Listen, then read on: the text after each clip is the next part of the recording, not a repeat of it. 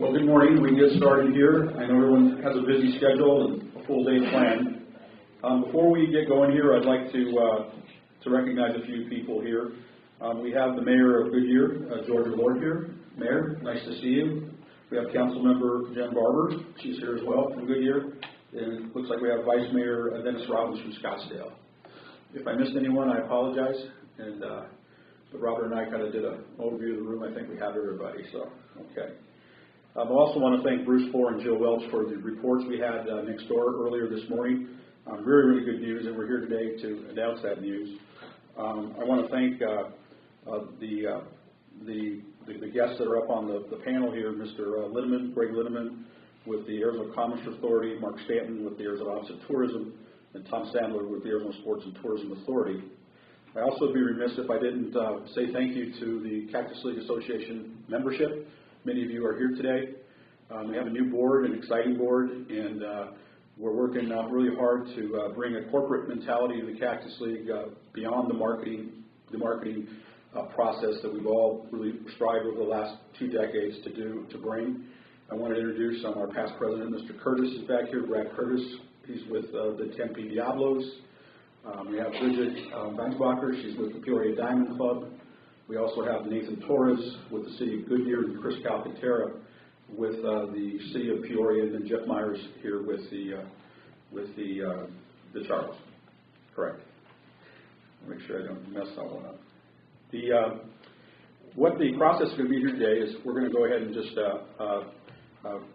briefly get some comments here from what I call the three partners that have really worked hard and have really partnered with us to make this become a reality. The number is a great number.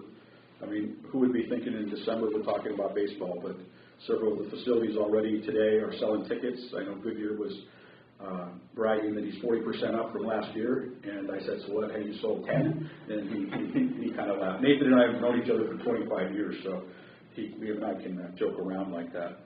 We're excited. This year we went and worked with FMR for the Cactus League Impact Study that we've been doing for several decades, and the number was very, very, very, very pleasing to all of us. It actually increased by several $1 million actually, to the tune of about $422 million.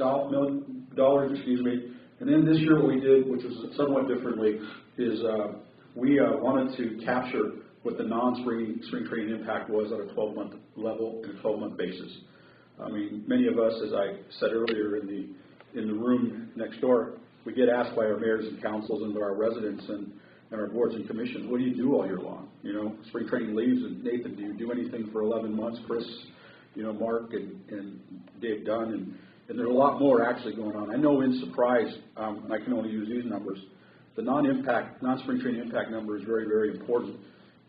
We get asked by the Home Builders Association all the time, did you use impact fees to pay for this, et cetera, et cetera, et cetera. And we have our 10 years of history, and I can actually see that the community and our partners actually use our facility 65% of the time of the year. 35% is Major League Baseball. And we can really measure that, and that's important for us. So we're really excited about that as well. So what I'd like to be able to do is, after we complete our comments here, is everyone will stick around, and we will be available to answer questions. But what is the magic number? I think we mentioned it briefly, but we're looking at a $422 million Cactus League impact, which is huge for us. It's up about $112 million for a total impact of $310 million, which was reported in our last survey, up from the 310.